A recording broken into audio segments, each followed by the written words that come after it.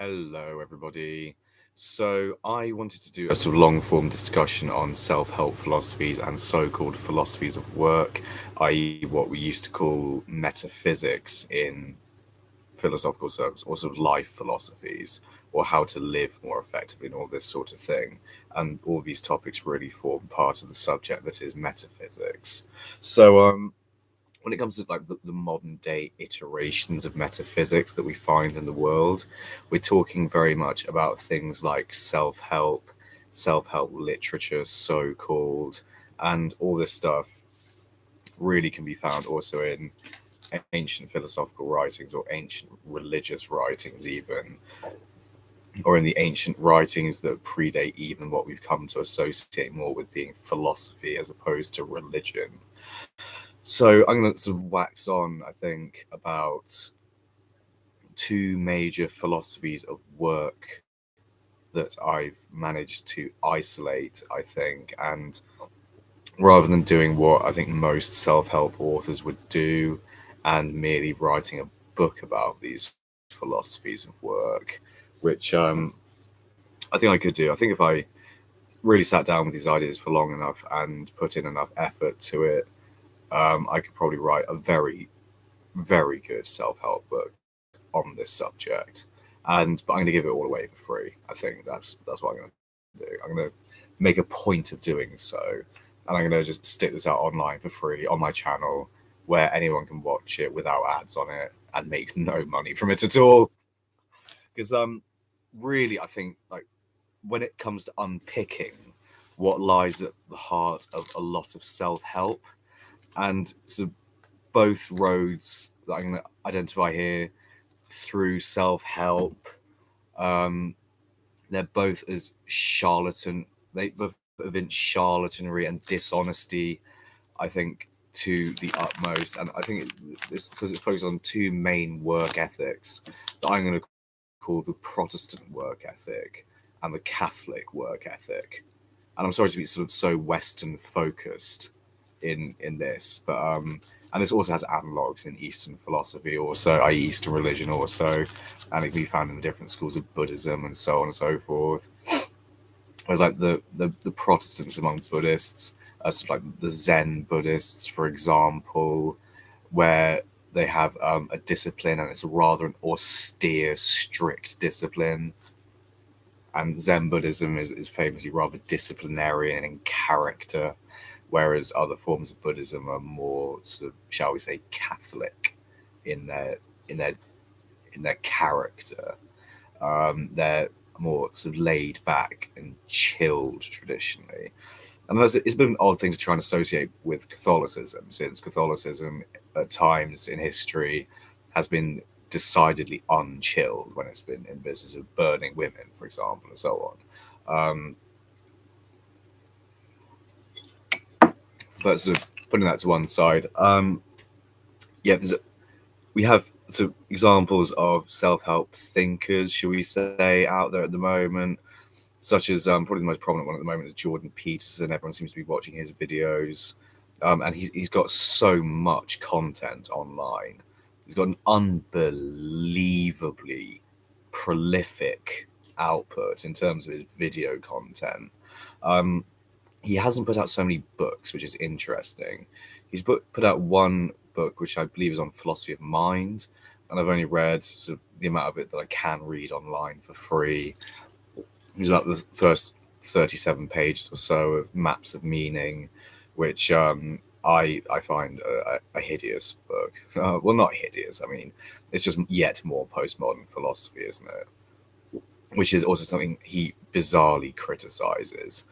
And he'd be the first person to sort of jump down the throat of anyone who seems as though they've been influenced by postmodern neo-Marxist rhetoric in particularly liberal arts colleges in North America and what have you. And yeah, it's just hypocritical because he's doing exactly the same thing with his output. Then he put out 12 Rules for Life, which strikes me as like, well, it's got 12 in the title for one thing, and this is coming from Jordan Peterson, who's a recovered alcoholic. I think I'd also like to point that out. has gone for a 12-step program and yet couldn't seem to detect sort of parsimony there between his own 12 steps, and it's all tainted with sort of like an undercurrent of religiosity as well in terms of its thinking, like AA is. And yeah, it's like this is like the 12 steps for turning your life around, and it couldn't be a more cliched, hackneyed title, I don't think, for a self-help book. You know, it just smacks being like the stockist of the stock self-help book that you could find. And he is one who very much deploys the first philosophy of work that I'd like to talk about, which is the work hard mentality. And the work hard mentality, of course, is the Protestant work ethic in different clothing. That's all it is. It's just rehashed, plagiarized, essentially, for the 21st century. And there's nothing more than that, really. The second philosophy of work I'd like to talk about in self-help might be something that's even more pernicious than that. It might be a rather more counterintuitive and difficult to grasp philosophy that we find evinced in certain self-help merchants' work, such as the work of Tim Ferriss, who will advocate something like a 4-hour work week. Now, I don't know about you, but first of all, it seems to me that this philosophy is deeply, deeply unrealistic, for one thing, at the outset. And so trying to peddle this stuff, which smacks very much of, it sounds very tempting, doesn't it? Or you can have a 4-hour work week and all this money and all this fantastic stuff.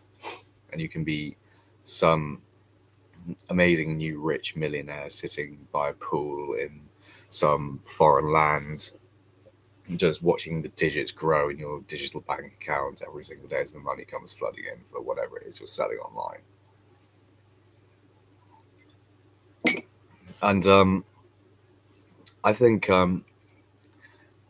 it's pernicious and dishonest to really try and attempt to sell these philosophies of work to different people.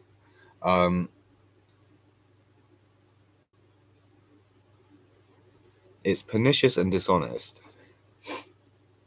because all the time in life, for one, this is the main reason I think why it's pernicious and dishonest, is well, no, not really. The first reason is because if you put these philosophies in the hands of any ordinary person, the philosophy will, first of all, fail to achieve them the success that they really want. And that's, in the first instance, why it's a bad thing. However, there will always be a handful of people, and these are always the people who end up writing testimonials for these sorts of systems or for these sorts of ways of thinking, whereby it will work for them. And this is just a law of averages thing.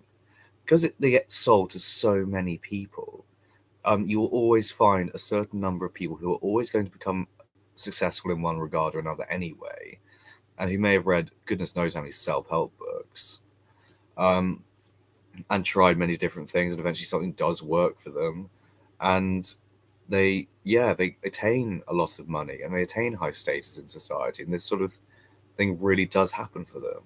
However, for the majority of people, the overwhelming majority of people, it doesn't matter which of the two basic self-help philosophies you put in their hands, they will not achieve success. Not the sort of success that they want anyway, or the sort of thing that they've come to associate with success. And most people are put off from trying for that reason, and they don't try anything new in life. They either don't work hard, or they don't pay attention to the amount of effort that they're putting into each individual task in order to be able to save effort for tasks in the future, which is sort of the other more counterintuitive philosophy of success.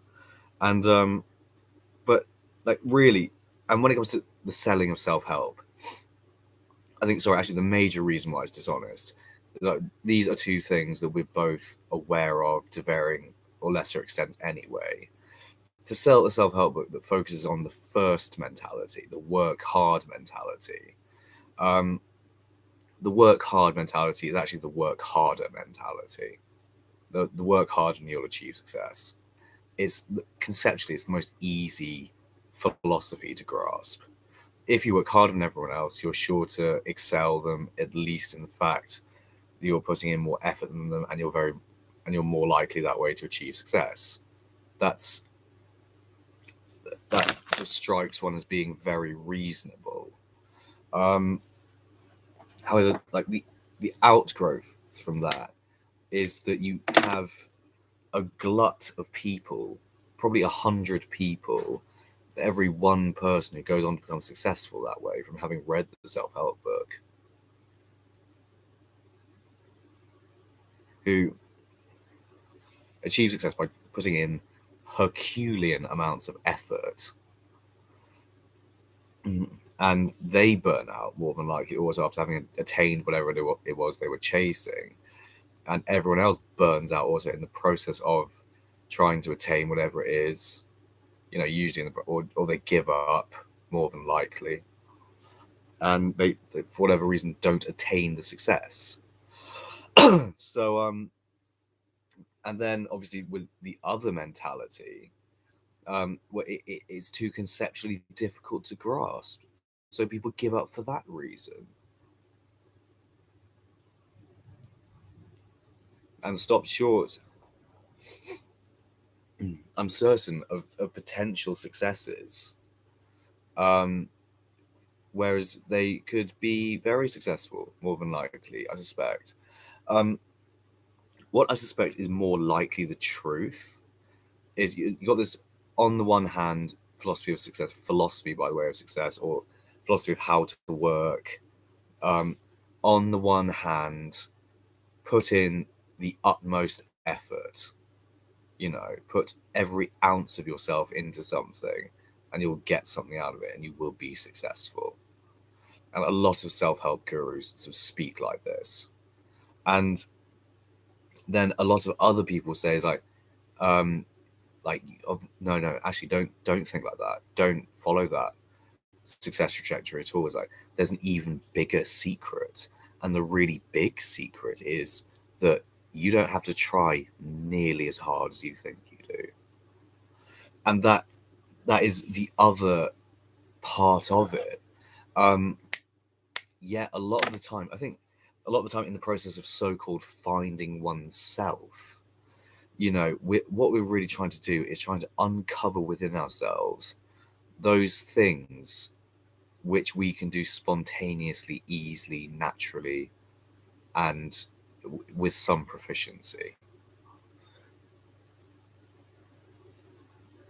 So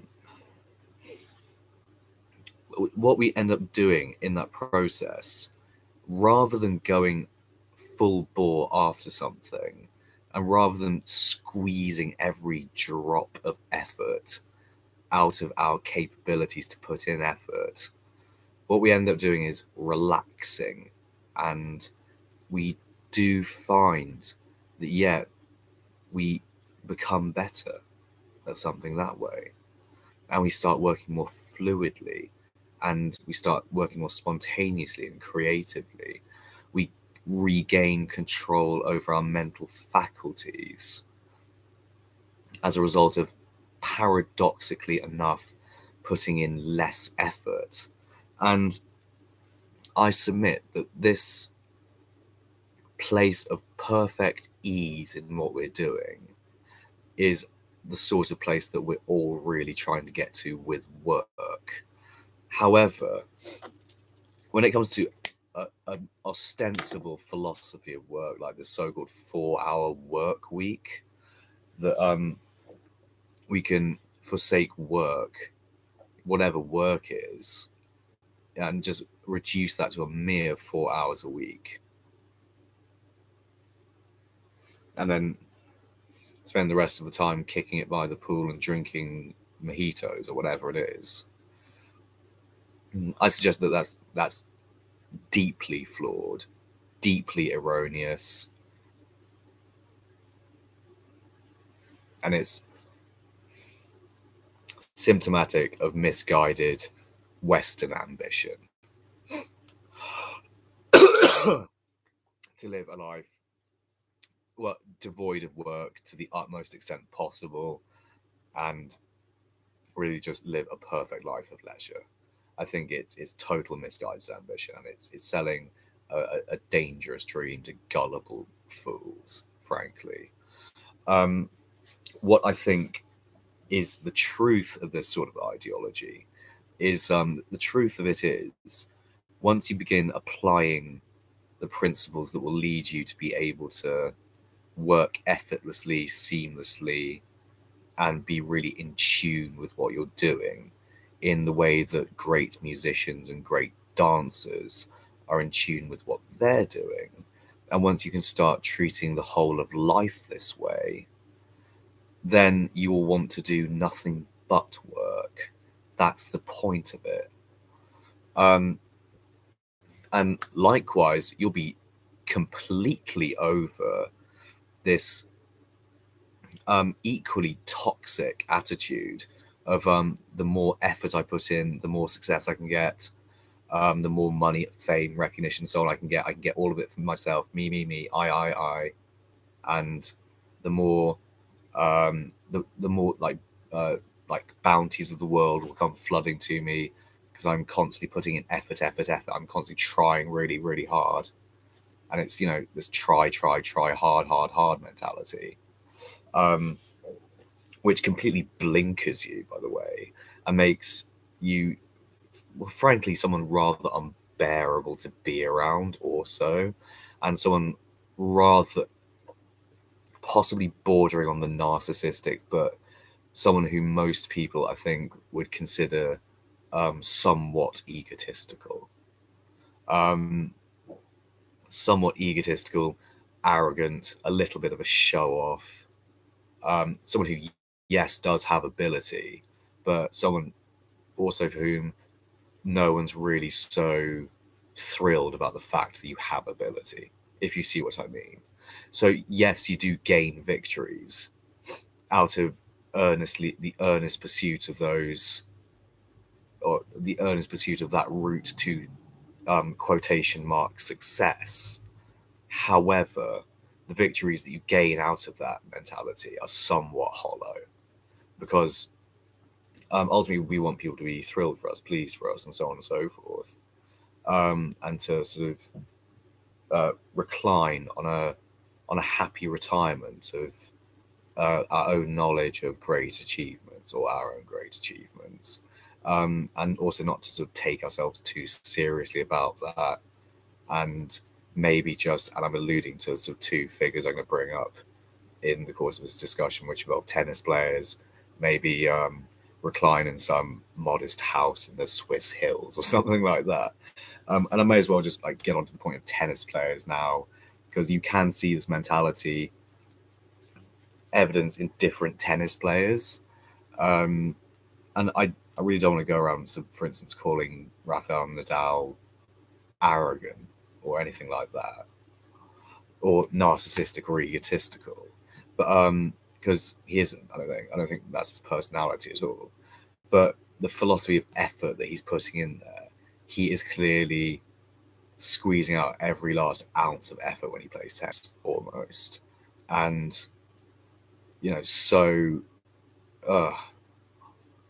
powerful. That's it's like the shot, like blinding shot after blinding shot, and it, when it comes to the example of tennis in particular, it strikes me very much as being there's a good bit of reasoning used by the writer David Foster Wallace in his book Infinite Jest, which focuses largely on a tennis academy, when he mentions that tennis is a composite sport of chess and boxing.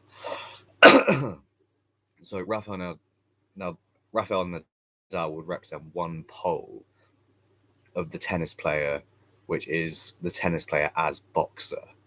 So it's all about speed, strength, power, and all this sort of thing. But what's the flaw with the way Rafael Nadal plays? He gets injured quite a lot.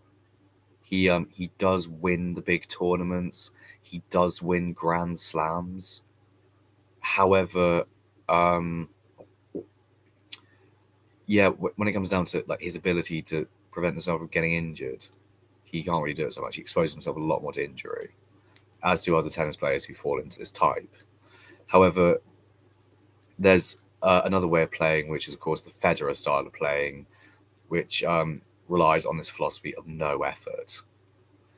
And it's the complete opposite. And it's the tennis player as chess player, not the tennis player as boxer. So do you need strength, speed, power, and precision in tennis? Obviously you do.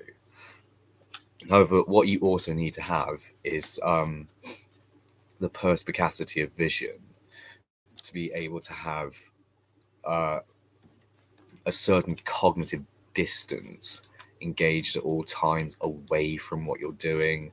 And that involves a degree of openness and a degree of being able to recognize when, how, and why opponents are likely to slip up and use those sorts of things to your advantage. And Pete Sampras as well. Like Pete Sampras is sort of the, if you like, probably the tennis player that most inspired Federer, I imagine, or the tennis player who's most similar to Federer in terms of how he plays. And he plays in a way that's rather similar to this also. And it relies on less physical exertion, more conservation of energy, more keeping your powder dry, more keeping stuff in reserve, and more playing conservatively and cautiously, more like, and playing a tactical game. And it is the second philosophy of work, this philosophy that focuses on putting in minimal amounts of effort. If you like, you can call this something like harnessed laziness, even, I think, whereby you're conscious of the fact that you need to put in some effort, granted. However, you've got this whole long game of tennis to play, don't you? So how much effort can you exactly put in? And more than that, you've got a whole series of tournaments to play through and try and win over the course of a tennis season. And you've got to do all that without getting injured, ideally, so that you can win at your optimum. So you've got like one style which involves furious devotion, huge tenacity, huge effort of will. And then you've got another way, which when it comes to becoming great tennis players, I'm not saying Rafa Nadal is a bad tennis player by any stretch of the imagination. He's still one of the greats, obviously. He's still one of the greatest of all time. But the statistics don't correlate with the opinion that he's the greatest of all time. Because quite clearly, the greatest of all time is Roger Federer. That much is undoubtedly true. So there's a stilting, isn't there, between these two styles of work, and the results that they achieve. And this so-called new philosophy of work that's advocated by Jordan Peterson focuses. It's all drawn out of things like Nietzschean philosophy, and Nietzsche, as a philosopher, he was inspired greatly by the works of John Milton, as I understand it, and is inspired greatly by the figure of Satan in John Milton's poetry, in his poem Paradise Lost. And what does the figure of Satan represent? It represents satanic ambition. It represents one who will stop at nothing to attain the highest heights and to attain the greatest successes possible. And he will stop at nothing and is completely bent on achieving this aim and will put in would give total devotion to it. And it's the very much like the Gothic romantic hero type, is it not? And that is Satan. Whereas, you know, the more serene people in the world, the people who are less furiously devoted to something, they tend to rise higher in the world, I'm tempted to say. Just because, well, I don't know why, really. I mean, but or do I not know why? Well, I think it amounts to something like this tennis analogy of not getting injured so often, being able to train more, hence being able to sort of hone one's skills more, hence, and really it would just focus on something like that, a bare practicality or a bare issue of necessity.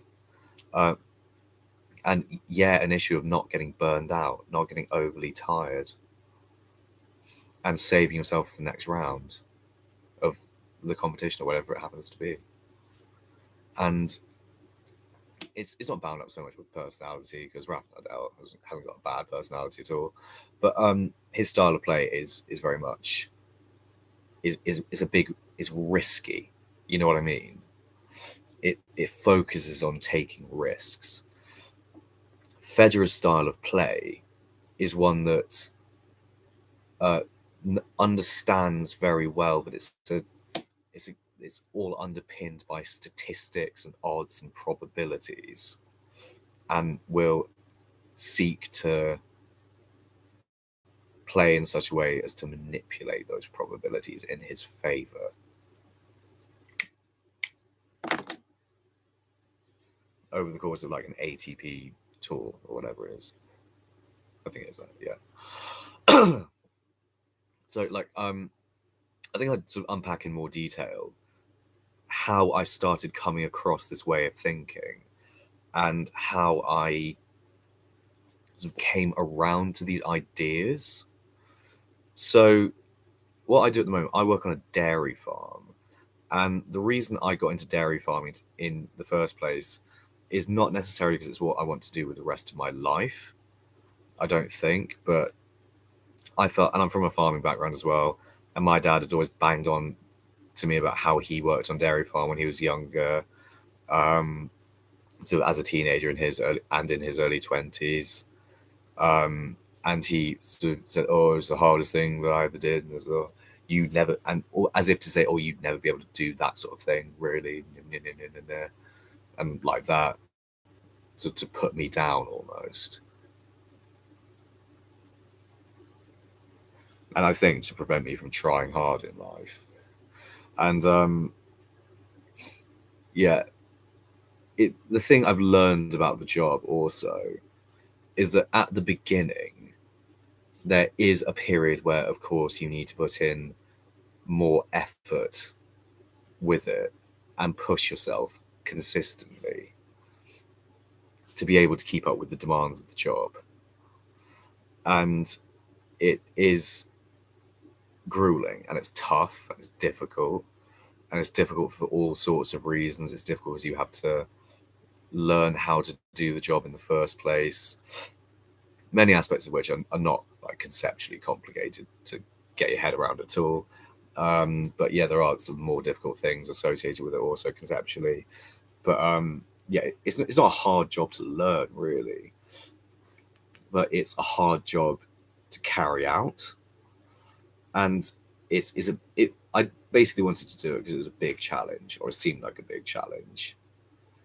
And it seemed to me like a way in which I could push myself and sort of gain valuable insight into how to live via doing so.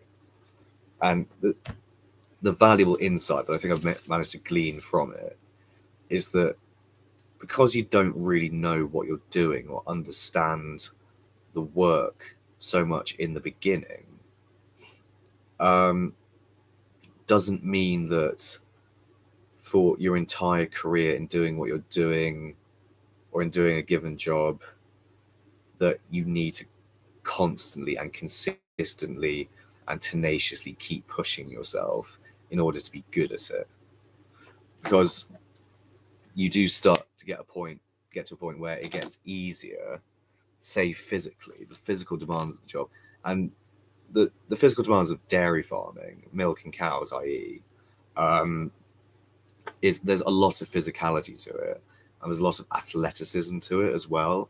And this comes down to all the subcategories involved in athleticism, such as strength and endurance and power, and coordination, and even these harder to grasp things also, like finesse. You do start gaining finesse with what you're doing if you're sort of concentrating and open enough and are paying enough attention to what you're doing. You can start finessing things to a greater extent and incorporating little heuristics or ways of making things easier without necessarily cutting corners. And ways of giving yourself a slight edge in what you're doing and becoming slightly better all the time. And then what you do, far from being something which, because dairy farming, obviously on the surface of it, strikes one as being rather unpleasant in all sorts of ways. It's dirty, smelly, it's long hours, often cold weather, but and it's physically demanding. It's physically demanding, manual labor, but I think, like with any kind of sport or any kind of physically demanding activity, you can only go so far with it if you keep putting in effort. And if you keep banging your head against the effort wall, you will stop making gains, I don't think, so much in your ability, and you will start burning out more consistently, and you'll start going backwards and getting worse. And a lot of the time now, where I'm at with dairy farming is I can relax to quite a great extent often while I'm doing the job and still do it every bit as well as I was when I was putting in the maximum amount of effort. And it's almost like you don't need to try so hard anymore, and then work becomes something incredibly enjoyable. Or you can be like, I'm going to experiment over the next however much time or like I'll start off at a crescendo of effort. I'll start off putting a lot of effort in, and then I'll start slackening off and seeing if I achieve the same results in the same amount of time with less effort. And if you can do something with less effort, why wouldn't you? You know, because again, like to bring in the tennis analogy, you have Rafael Nadal, who makes tennis seem incredibly hard. Let's face it, and it makes it look as though it's something like no